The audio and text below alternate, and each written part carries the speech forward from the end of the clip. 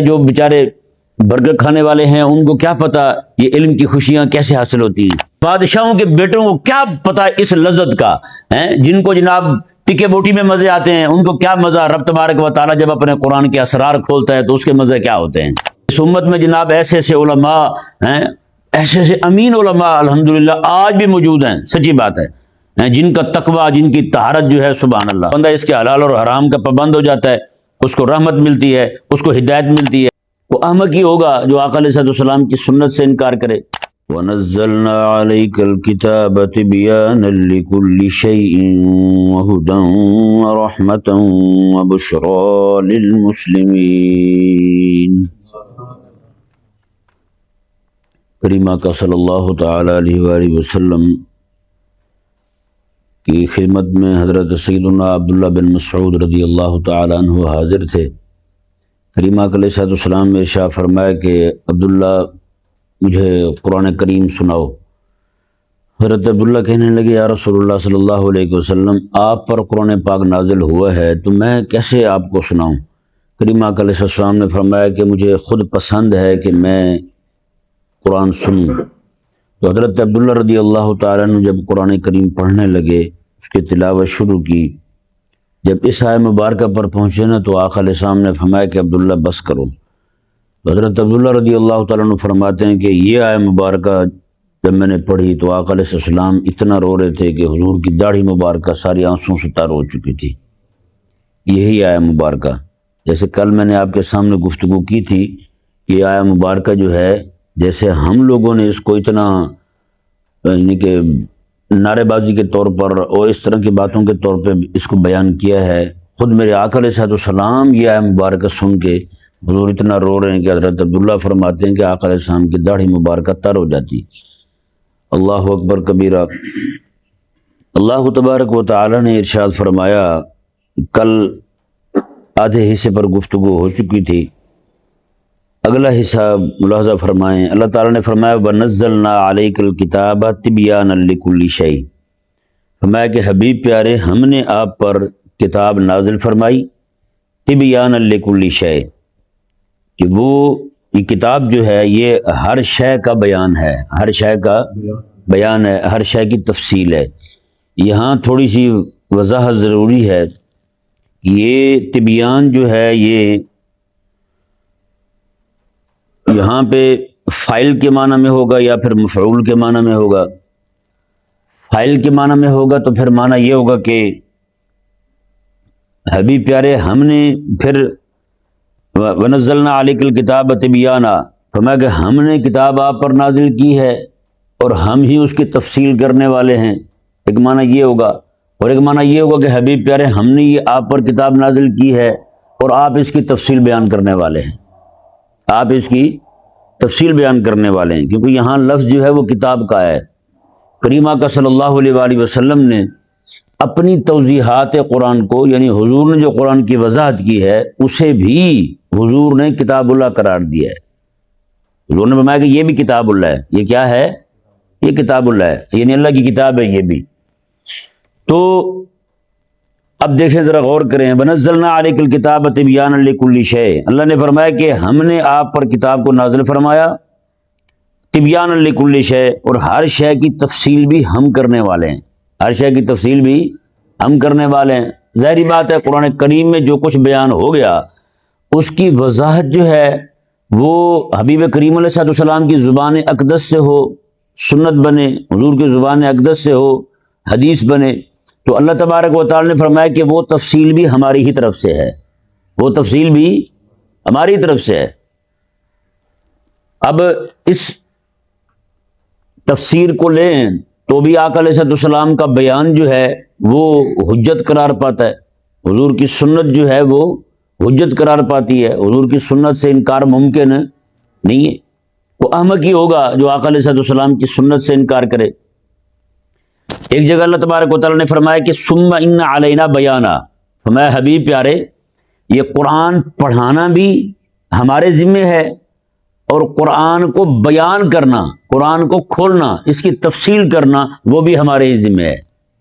ثم ان علینا بیان, علینا اللہ نے فرمایا یہ ہماری ذمہ داری ہے, یعنی ہم نے اپنے ذمہ کرم پہ لے لیا ہے محبوب پیارے اس کی تفصیل بھی ہم ہی کریں گے۔ اب یہ آیت مبارکہ بھی واضح طور پہ فرما رہی ہے ثم ان علینا بیانہ، میں کہ حبیب پیارے اس کو ہم واضح کریں گے۔ اب ظاہری بات ہے قرآن کریم تو نازل ہو گیا، اب اس کی وضاحت کون کر رہا ہے؟ حبیب کریم علیہ السلام فرما رہے ہیں۔ اس کی تفسیر کون کر رہا ہے؟ وہ حضور کر رہے ہیں۔ اب اس سے بھی واضح ہو گیا اس آیت مبارکہ سے بھی کہ کریم آقا صلی اللہ علیہ وسلم نے جو قرآن کریم کی تفسیر بیان فرمائی ہے، جس کو ہم عرف میں حدیث اور سنت کے نام سے یاد کرتے ہیں، معلوم ہوا کہ حضور کا جو بھی فرمان ہے وہ بھی اللہ تعالیٰ کی طرف سے ہی ہے، کیونکہ اللہ فرما رہے ثم ان علینا بیان، وہ بیان ہماری طرف سے ہوگا۔ وہ بیان کس کی طرف سے ہوگا؟ وہ بیان ہماری طرف سے ہوگا۔ اور اللہ تعالیٰ نے خود قرآن کریم میں ارشاد فرمایا ایک اور مقام پر، اللہ تعالیٰ نے ارشاد فرمایا کہ الرحمن علم القرآن خلق الانسان علمہ البیان، فرمایا کہ رحمان نے قرآن انسان کو پیدا فرمایا، الرحمن علم القرآن، رحمان نے محبوب کو قرآن سکھایا، اسی نے ہی انسان کو پیدا فرمایا۔ پھر فرمایا اللہ تعالیٰ نے فرمایا علمہ البیان، اور اس کا بیان بھی اللہ نے ہی سکھایا ہے۔ جی کتنی ساری آیات کریمہ قرآن کریم کی۔ اور ایک جگہ اللہ تعالیٰ نے ارشاد فرمایا وما ينطق عن الهوى ان هو الا وحی یوحى، میں کہ میرے محبوب علیہ السلام تو بولتے نہیں ہیں جب تک ان کی طرف وحی نہ کر دی جائے۔ سمجھا نا جی؟ اب اس آیت مبارکہ سے بھی علماء نے آقا علیہ السلام پر نازل ہونے والی وحی کی دو قسمیں کی ہیں جی، ایک وحی یہی ہے جو قرآن کریم والی ہے، اور دوسری وحی وہی ہے جو آقا علیہ السلام نے قرآن کریم کی تفسیر بیان فرمائی ہے۔ سمجھ آیا نہیں سمجھ آیا بھائی؟ اب یہ تو کوئی احمق ہی ہوگا، سکول میں پڑھنے جائے بچہ کوئی تو وہاں استاد جو سمجھاتا ہے، ظاہری بات ہے استاد خارجی مثالیں بھی دیتا ہے، استاد بہت ساری چیزیں ایسی سمجھاتا ہے جو بظاہر اس کو قرآن اپنی اس کتاب میں نظر نہیں آتی۔ مدرسوں میں بچے پڑھتے ہیں، ان کو بھی ایسی باتیں کتاب میں نظر نہیں آتی، وہ سمجھاتا ہے استاد ان کو۔ اب وہ کہے نہیں جی جو کتاب میں ہے میں تو وہی مانوں گا، جو استاد نے جو سمجھایا میں تو وہ نہیں مانتا، ہے یا نہیں؟ تو اسی طرح کر کے جب کوئی بچہ یہ کہے کہ جناب میں تو جو کتاب میں ہے وہی مانوں گا، جو استاد نے سمجھایا وہ نہیں مانتا، وہ بچہ ناکام ترین ہے۔ اب جو بندہ احمق یہ کھڑا ہو کہ جی امام الانبیاء علیہ السلام پر جو قرآن نازل ہوا ہے میں اس قرآن کو مانوں گا، جو کچھ حضور نے اس کی تفصیلات بیان کی میں وہ نہیں مانوں گا، تو احمق ہے یہ نہیں بھائی؟ قرآن کریم جو ہے اس کی تفصیلات حضور بیان فرما رہے ہیں، تبیان کا معنی یہی ہے۔ کتاب آ گئی تو تبیان کی کیا ضرورت تھی؟ پھر لفظ تبیان جو ہے اس کو الگ سے لانے کی کیا ضرورت تھی؟ اللہ تعالیٰ نے فرمایا کہ ایک تو یہ ہے کہ قرآن کریم میں ہی تفصیلات ہیں، لیکن اس تفصیل پر ہماری رسائی نہیں ہے، ہماری رسائی نہیں ہے۔ قرآن میں موجود ہیں تفصیلات لیکن ہماری رسائی نہیں ہے۔ جیسے حضرت سیدنا مولا علی رضی اللہ تعالیٰ عنہ ارشاد فرماتے ہیں، آپ فرماتے ہیں کہ اللہ تعالیٰ نے یہی آیت مبارکہ پڑھ کے فرماتے تھے کہ اللہ تعالیٰ نے قرآن کریم میں ہر طرح کی تفصیل بیان فرما دی ہے، ہر طرح کا علم رکھ دیا اللہ تبارک و تعالیٰ نے، لیکن ہماری عقلیں جو ہیں وہ قاصر ہیں، ہم ہر ایک کی تہ تک نہیں پہنچ سکتے، ہم ہر ایک شے کی تہ تک نہیں پہنچ سکتے۔ یہ حضرت سیدنا مولا علی رضی اللہ تعالیٰ عنہ ارشاد فرما رہے ہیں۔ اب یہ آیت مبارکہ دیکھیں جی، اللہ تعالیٰ نے فرمایا کہ یہ کتاب جو ہم نے نازل کی ہے، ایک تو یہ ہو گیا کہ یہ کتاب اس سے مراد قرآن ہے، اور حبیب کریم علیہ السلام نے اپنی توضیحات کو بھی کتاب اللہ قرار دیا ہے، اور فرمایا رب تبارک و تعالیٰ نے یہ وہ کتاب ہے وَہُدًى، اس پر عمل کی صورت میں یہ لوگوں کے لیے ہدایت کا سبب ہے۔ کس کا سبب ہے؟ ہدایت کا سبب ہے، اور وہ رحمہ اور رحمت کا سبب ہے۔ یہ ذہن میں رہے، اس میں تبیان لکل شیء جو ہے نا، ایک معنی مفسرین نے یہ بھی بیان کیا ہے، فرمایا کہ اس میں حلال اور حرام کے مسائل بیان کیے گئے ہیں۔ کون سے مسائل بیان کیے گئے ہیں؟ حلال اور حرام کے مسائل بیان کیے گئے ہیں۔ فرمایا کہ حلال اور حرام کے جو مسائل قرآن کریم میں بیان کر دیے گئے ہیں اور ان کی تفصیلات محبوب کریم علیہ السلام نے اپنی حدیث شریف میں بیان فرما دی ہیں، اور جتنی چیزیں حلال تھیں ان کو آقا علیہ السلام، بہت ساری چیزیں آقا علیہ السلام نے تناول فرما کے لوگوں کو بتا دیا کہ یہ حلال ہیں، بہت ساری چیزوں کی حلت اور حرمت کے حضور نے اصول عطا فرما دیے ہیں، ان اصولوں کو سامنے رکھ کر کے علماء امت نے باقی چیزوں کے متعلق بھی واضح فرما دیا کہ یہ حلال ہے یہ حرام ہے۔ جیسے مثال کے طور پر عرب میں بھینس تھی ہی نہیں، بھینس جو ہے وہ صحابہ کرام علیہ مردوان کے زمانے مبارکہ کے بالکل آخر میں آ رہی ہے، عرب میں یہ افریقہ سے آئی ہے بھینس، ٹھیک ہے نا جی، اس کا عرب کے ساتھ تعلق ہی کوئی نہیں تھا بھینس کا، وہاں گائے ہوتی تھی، کیا ہوتی تھی؟ گائے ہوتی تھی، تو جب یہ وہاں پہنچی تو علماء نے کیا کیا؟ ہاں جی، آج بھی جو لوگوں میں علماء میں اختلاف پایا جاتا ہے اس کی قربانی کے حوالے سے، کرنے یا نہ کرنے کے حوالے سے، وہ بھی اسی بنیاد پر ہے۔ وہ جو کہتے ہیں کہ جناب یہ حلال نہیں ہے، یہ اس کی قربانی جائز نہیں ہے، وہ بھی یہی کہتے ہیں بھی وہاں تو گائے کا ذکر ہے، اور یہ کیا ہے بھائی، یہ تو بھینس ہے، یہ تو گائے ہے ہی نہیں۔ حالانکہ فقہائے امت نے لکھا ہے، بلکہ جو لغت کے ماہر ہیں نا انہوں نے لکھا ہے، انہوں نے کہا کہ یہ بھینس جو ہے یہ خود گائے کی ہی قسم ہے، یہ کوئی الگ سے شے نہیں ہے۔ یہ بھینس کس کی قسم ہے؟ گائے کی قسم ہے، یعنی کہ وہ اس کو بقر سے ہی شمار کرتے ہیں، یہ بھی بقر ہے، یعنی گائے ہے، یہ بقرہ ہے۔ تو اب دیکھیں اصول تھا علماء کے پاس، تو بھینس جو ہے وہ بھی گائے کی جو ہے نا وہ اس کے تحت شامل ہو کے آج ساری امت جو ہے وہ دودھ بھی پی رہی ہے اس کا، اور گوشت بھی کھا رہی ہے، اور اس کی قربانی بھی کر رہے ہیں، ہے یہ نہیں؟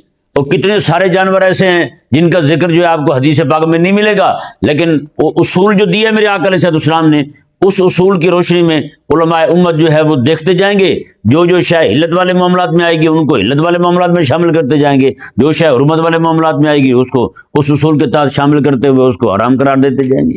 ان کا حرام قرار دینا یہ ان کا اپنی طرف سے نہیں ہے، بلکہ جو رسول اللہ علیہ السلام نے ان کو اصول عطا فرمائے ہیں، یہ انہی اصولوں کی روشنی میں انہی چیزوں کی حلت اور حرمت جو ہے وہ واضح ہوتی ہے۔ سمجھ آئی نہیں سمجھ آیا؟ اور اسی طرح کر کے آج بھی بہت ساری چیزیں ہیں جن کو ہم کھاتے ہیں، ان کا جو ہے وجود وہ بالکل یعنی کہ کچھ دیر پہلے تک تھا ہی نہیں، لیکن آج وہ آئیں علماء کے سامنے مسائل پیش ہوئے، جناب فلاں شے کھانی حلال ہے، فلاں شے حرام ہے، کیا ہے کیا ہے۔ آج تک مچھلیوں کے متعلق علماء سے سوال ہوتے ہیں، ہاں جی فلاں فلاں فلاں فلاں قسم کی مچھلی آ گئی ہے، وہ بالکل نئی مچھلی آ گئی ہے، آج تک ہم نہیں دیکھی، یہ بتائیں جی یہ مچھلی کی قسم میں سے ہے یا کوئی کیڑا ہے یا نہیں؟ آج بھی سوالات ہوتے ہیں۔ تو اس کا مطلب یہ ہے کہ یہ بہت ساری چیزیں ایسی ہیں جو آپ کے سامنے نہیں آتی جائیں گی، لیکن بحمد اللہ تعالی کبھی بھی یہ امت کو پریشان نہیں ہونے دیا۔ میرے آقا علیہ السلام کی شریعت نے فوراً سے پہلے ایسے اصول عطا فرمائے ہیں کہ سارا کچھ کھول کے ان کے سامنے آ جاتا ہے، نہ اب یہ حلال ہے یہ حرام ہے۔ سمجھ آیا نہیں سمجھ آیا؟ ہاں، جیسے آپ دیکھیں حضرت امام اعظم ابو حنیفہ رضی اللہ تعالیٰ عنہ نے ایک روایت کے مطابق آپ نے 15 سال پورے سمندر کے کنارے گزارے تھے، 15 سال پورے، کہ آقا علیہ السلام کا فرمان ہے سمندر میں جو چیز ہے کھانے والی وہ حلال ہے، اور اس کا پانی جو ہے وہ پاک ہے، یعنی سمندر کا پانی جو ہے اس کے ساتھ وضو کر سکتے ہیں، غسل کر سکتے ہیں، وضو کرے گا غسل کرے گا تو وضو بھی ہو جائے گا، غسل بھی اتر جائے گا اس کا، تو اس کا جو کھانا ہے اس میں جو شے ہے وہ کھانا اس کا حلال ہے۔ اب حدیث پاک میں ایسے ہی ہے مطلق ہیں، لیکن کریمہ کا صلی اللہ علیہ وآلہ وسلم کے اس فرمان شریف سے کچھ علماء نے یہ بھی سمجھا کہ سمندر میں جو بھی شے ہے وہ حلال ہے کھانا، لیکن امام ابو حنیفہ رضی اللہ تعالیٰ عنہ آپ فقیہ امت ہیں، آپ سراج الامت ہیں، آپ جو ہیں اتنا عرصہ آپ نے وہاں رہ کر کے آپ نے دیکھا، پھر آپ نے کیا فیصلہ کیا؟ آپ نے فرمایا کہ میں نے کچھوے کو دیکھا باہر آیا گھوم رہا ہے، میں نے باقی چیزوں کو دیکھا جو سمندری تھی وہ باہر آ کے گھوم رہی ہیں، پانی میں بھی رہتی ہیں باہر بھی رہتی ہیں، صرف مچھلی تھی ایسی جو پانی میں ہی رہتی ہے، باہر نکلتی ہے تو مر جاتی ہے، باہر نکلتی ہے تو مر جاتی ہے۔ یعنی آقا علیہ السلام کا جو فرمان شریف ہے اس کا مطلب یہ ہے جو شے پانی میں ہی زندہ رہ سکے وہ تمہارے لیے حلال ہے، تو وہ سوائے مچھلی کی اور کوئی شے کو نہیں، سوائے مچھلی کی اور کوئی شے ہے۔ حیران کن بات یہ نہیں، اللہ اکبر کبیرہ۔ تو علماء نے ایسی ایسی تحقیقات کی ہیں، سچی بات ہے اتنی ساری باتیں ہیں جو ہمارے علماء کی جد و جہد پر، خاص یہ خواتین کے جو مسائل ہیں نا، خواتین کے مسائل جن ایام میں وہ نماز نہیں پڑھتی، وہ مسائل، ان مسائل کے حل کے لیے حضرت امام محمد رضی اللہ تعالیٰ عنہ نے 300 سے زیادہ لونڈیاں خریدی تھیں۔ سوچ سکتے ہیں آج تو ہم سے تو کچھ بھی نہیں ہوتا ہے کچھ، نہ ہمارے اندر تحقیق کی طلب ہے، نہ جستجو ہے کہ ہم جناب کچھ کر لیں دین کے لیے جس سے لوگوں کو نفع ہو۔ بس ہم میں سے بھی ہر بندہ یہی چاہتا ہے بس وہ یوٹیوب کو سن لے تو لوگوں کو تقریر سنا دے، بھئی اس طرح تھوڑا ہوتا ہے۔ امام محمد رضی اللہ تعالیٰ عنہ جو ہیں، آپ نے 300 سے زیادہ لونڈیاں خریدی تھیں۔ ایک بندے نے کہہ دیا امام محمد کو کہ حضرت آپ نے اتنی محنت کی ہے، اتنی لونڈیاں خریدی ہیں، یہ صرف آپ نے، میں یار تمہیں پتہ نہیں ہے، یہ نہ ہو کہ کہیں کوئی مسئلہ ایسا میں نقل کر دوں کتاب میں اور آگے حضور کی امت، کسی ایک امتیہ خاتون جو ہے اس کی نماز میں کوئی مسئلہ آ جائے تو کہیں قیامت والے دن میں پکڑا نہ جاؤں۔ پتہ ہے جو مجتہد تھے نا امت کے، یہ ذہن میں رہے، گلی محلے کے جو مولوی صاحبان ہیں یہ مجتہد نہیں ہوتے، یہ ویسے بھی عام بیچارے مولوی ہوتے ہیں۔ میں مثال کے طور پہ کسی کو مسئلہ غلط بتا دوں تو میرے اوپر لازم ہے کہ میں جا کے اس کو پکڑوں اور سمجھاؤں، بھائی صاحب مسئلہ یہ ہے، وہ نہیں ہے، میں نے غلط بتایا آپ کو۔ لیکن مجتہد جو ہے اس کے لیے بخاری میں حدیث پاک ہے، میرے آقا علیہ السلام نے فرمایا کہ اس نے اجتہاد کیا اور اجتہاد درست کیا، فرمایا اللہ تعالیٰ اسے 2 اجر عطا فرمائے گا۔ فَإِنِ اجْتَهَدَ فَأَخْطَأَ، اگر اس نے اجتہاد کیا اور اس میں بھی غلطی کر دی، حضور فرماتے ہیں فَلَهُ أَجْرٌ، اللہ تعالیٰ اس پر بھی اسے اجر عطا فرمائے گا۔ امام شمس الائمہ سرخسی رحمہ اللہ اتنے بڑے عالم تھے، آپ کے پاس ایک بندہ مسئلہ پوچھنے آیا، آپ نے اسے جواب دیا، بعد میں ذہن میں آیا اوہ میں نے تو اس کو غلط بتا دیا ہے۔ ظاہری بات ہے جو علماء ہوتے ہیں ان کے بھی اپنے مسائل ہوتے ہیں۔ ایک بندہ محلے کا جس کے 3 بچے ہوں 4 بچے ہوں تو اس کی بیچاری کی عقل ایک جگہ ٹھکانے نہیں رہتی، اس کی تو عالم کی تو اتنی بہت زیادہ مصروفیات ہوتی ہیں، اتنے لوگ منسلک ہوتے ہیں۔ تو امام شمس الائمہ سرخسی رحمہ اللہ نے مسئلہ تو بتا دیا اور بعد میں ذہن میں آیا وہ میں نے تو غلط بتایا، اب یہ بھی نہیں پتا کہ بندہ جو آیا تھا وہ کہاں سے آیا تھا۔ تو اس وقت جو ہے وہ ایسا ہوتا نہیں تھا کہ جناب پورا علاقہ جو ہے جیسے آج مسجد میں اعلان کر دیجئے تو پورے ندیم ٹاؤن میں آواز چلی جائے گی، ایسا نہیں ہوتا تھا۔ اس وقت مختلف ذرائع ہوتے تھے لوگوں کو اطلاع دینے کے۔ تو پھر ایک شہر کا جو پل تھا، ظاہری بات ہے شہر والے لوگ آگے جاتے تھے، باہر کے لوگ ادھر آتے تھے، تو وہ پل سے ہی لوگوں کو ڈھونڈا جا سکتا تھا۔ جیسے کہتے ہیں جی یہیں سے وہ بندہ گزرے گا، یہیں سے ہم اس کو پکڑ سکتے ہیں۔ تو حضرت امام شمس الائمہ سرخسی رحمہ اللہ نے ایک بندے کو کرائے پر لیا، میں تم یہاں کھڑے ہو کے اعلان کرو کہ جس بندے نے یہ مسئلہ پوچھا تھا وہ میرے پاس دوبارہ آئے، میں اس کو دوبارہ مسئلہ بتاؤں گا۔ وہ بندہ جو ہے وہ کئی دن تک وہاں پل پہ کھڑا رہا اور اعلان کرتا رہا، اور لوگوں مسئلہ جس نے یہ پوچھا تھا وہ میرے پاس آئے، جس نے مسئلہ پوچھا تھا امام شمس الائمہ کے پاس آئے۔ وہ پھر جا کے وہ بندہ ملا، اس کو وہ پکڑ کے لے کے آئے امام صاحب کے پاس۔ امام صاحب نے آیا تجھے مسئلہ میں نے بتایا تھا وہ یوں نہیں وہ یوں تھا، لہذا تم نے اس پہ عمل نہیں کرنا، تم نے اس پہ عمل کرنا ہے۔ بتائیں یہ ہماری قسم خدا کی، یہ امت کے علماء کی امانت داری چیک کریں، آپ امانت داری چیک کریں۔ ایک بزرگ تھے ہمارے بہت بڑے، بہت زبردست عالم دین تھے، ان کی خدمت میں حاضر تھا، رات کا وقت تھا، عشاء کے بعد ہم بیٹھے، صرف ایک لفظ تھا حدیث پاک کا، وہ کتاب اٹھائی گئی، حالانکہ علماء تو بغیر اعراب کے پڑھتے ہیں، کتاب اٹھائی گئی بیروت کی چھپی ہوئی تھی، اس میں دیکھا کہ جناب وہاں پہ اعراب کا مسئلہ آ رہا ہے۔ ایک تو نا یہ کہ نعمت کا لفظ آ گیا تو یہ ٹھیک ہے جی بھی نعمت، یہاں پہ پیچھے یارفون آ گیا تو مفعول بن گیا، بھائی یارفون یہ مضارع کا صیغہ ہے جی، اس کے آگے پیچھے کچھ نہیں آیا تو لہٰذا اس کو یارفون پڑھیں گے، نون جو ہے یہاں پہ گرے گی نہیں۔ لیکن کہیں لفظ ایسا آ جاتا ہے جو بظاہر جو ہے نا وہ واضح نہیں ہو پاتا، آگے پیچھے دیکھنے سے واضح نہیں ہو پاتا۔ ان کو شک لگا کہ یہ مسئلہ یہ یہاں پہ اعراب جو ہے نا مسئلہ زبر زیر کا تھا، یہ زبر زیر کا مسئلہ جو ہے نا یہ یہاں پہ صحیح نہیں لکھا ہوا۔ آپ حیران ہوں گے، انہوں نے کتاب اٹھوائی، دوسری کتاب، تیسری کتاب، مختلف مکتبوں کی چھپی ہوئی کتابیں ان کے پاس موجود تھیں، پاکستان کی طبع تھی، یعنی کوئٹہ سے، پشاور سے، مختلف علاقوں سے چھپی ہوئی باہر کی کتابیں، وہ سارے اٹھانے لگے، رات پھر گرامر دیکھنے لگے۔ پچھلی رات تہجد کا جب وقت ہوا نا تب جا کے وہ مسئلہ حل ہوا۔ سچی بات ہے، میں نے دل میں کہا، میں نے کہا مولا جتنے امانت دار علماء تو نے اپنے حبیب کی امت کو دیے ہیں نا، اس امت کی شریعت کی جو باغ دوڑ ہے جی، وہ ان کے باغ سمجھتے نا، وہ اللہ نے ایسے لوگوں کے ہاتھ میں دی ہے جو اتنے امانت دار ہیں، وہ یہ نہیں کہتے چل یا ٹھیک ہے تو ٹھیک ہے چل رہنے دو، یہ نہیں پتہ ہوتا کہ بھائی صرف زبر زیر سے احکامات بدل جاتے ہیں، زبر زیر سے احکامات بدل جاتے ہیں صرف ایک اعراب سے۔ تو پوری رات جو ہے سچی بات ہے وہ مسئلہ ڈھونڈتے رہے، صرف ایک زبر زیر کا مسئلہ تھا، وہ بھی کہتا ہے چل ٹھیک ہے یار جانے دو، کیا ہوتا ہے، کچھ بھی نہیں ہوتا، نہ یار نہ۔ جس طرح آج ہم لوگ بے پرواہ ہوئے نا، حلال ہے حرام ہے وہ یہ کہہ رہا ہے وہ ٹھیک ہے چل یار جو دل کو لگے وہی کر لو، نہ پوری رات جو ہے نا صرف ایک زبر زیر کا مسئلہ وہی حل کرتے رہے۔ پچھلی رات کا جب وقت آیا تہجد کا، مجھے لگتا ہے وہ وقت قبولیت کا ہوگا، جس وقت اللہ تعالیٰ نے اعلان فرمایا ہوگا کہ فرمایا کہ ہاں بھی مانگو، کیا مانگتے ہو؟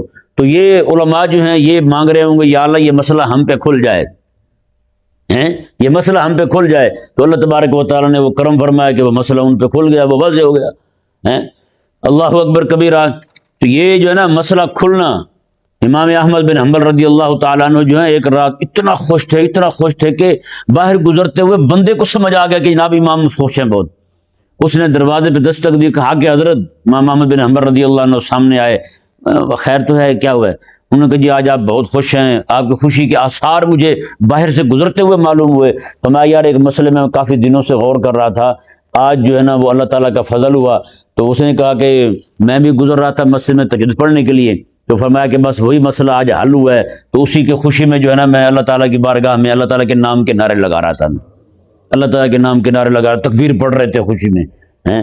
بتائیں، سچی بات ہے، جو بیچارے برگر کھانے والے ہیں ان کو کیا پتہ یہ علم کی خوشیاں کیسے حاصل ہوتی ہیں، علم کی لذت جو ہے وہ کیا ہوتی۔ امام محمد رضی اللہ تعالیٰ عنہ رات کو پڑھتے ہوئے جب قرآن اور حدیث کا مسئلہ ان پہ کھلتا تھا نا، آپ کہتے تھے او بادشاہوں دے منڈے نو کی پتہ ہیں، میں بادشاہوں کے بیٹوں کو کیا پتہ اس لذت کا ہیں، جن کو جناب ٹکے بوٹی میں مزے آتے ہیں ان کو کیا مزہ، رب تبارک و تعالیٰ جب اپنے قرآن کے اسرار کھولتا ہے تو اس کے مزے کیا ہوتے ہیں۔ اللہ اکبر کبیرہ۔ تو بھئی یہ امت جو ہے بحمد اللہ تعالی، اللہ تبارک و تعالیٰ کا اتنا آپ شکر کریں اتنا تھوڑا ہے۔ اتنے امانت دار علماء، اتنے امین علماء اللہ تبارک و تعالیٰ نے اس امت کو عطا فرمائے ہیں۔ آپ دیکھیں بنی اسرائیل کے جو علماء تھے وہ ایسے ٹھگ تھے، علماء ان کے ٹھگ تھے، حلال کو حرام کرتے، حرام کو حلال کرتے، اپنے لیے مسائل اور ہوتے، دوسروں کے لیے اور ہوتے۔ کوئی امیر آ جاتا اس کو مسئلہ اور سناتے، غریب آ جاتا اس کو مسئلہ اور سناتے۔ لیکن اللہ اکبر کبیرہ، اس امت میں اللہ تبارک و تعالیٰ نے حضرت مولا علی رضی اللہ تعالیٰ عنہ کے خلیفے رکھے ہیں۔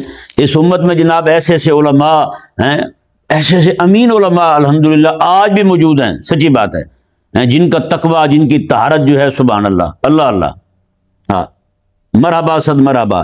یہ آیہ مبارکہ کا ترجمہ سماعت فرمائیں۔ اللہ تعالیٰ نے فرمایا کہ یہ آیہ مبارکہ جو ہے، یہ قرآن جو ہے ہم نے نازل کیا آپ پر، یہ بیان ہے ہر شے کا، وہدن، اور یہ اس میں ہدایت ہے، ورحمہ، اور یہ رحمت ہے، ہدایت پر عمل کرنے کی صورت میں رحمت میسر آتی ہے، وبشریٰ للمسلمین، اور یہ خوشخبری سنانے والی ہے مسلمانوں کو۔ کیا مطلب؟ جو بندہ اس کے حلال اور حرام کا پابند ہو جاتا ہے اس کو رحمت ملتی ہے، اس کو ہدایت ملتی ہے، اس کو رحمت ملتی ہے، وبشریٰ للمسلمین، اور ان کے لیے یہی کتاب جو ہے عمل کرنے کی صورت میں جنت کی بشارت سنانے والی۔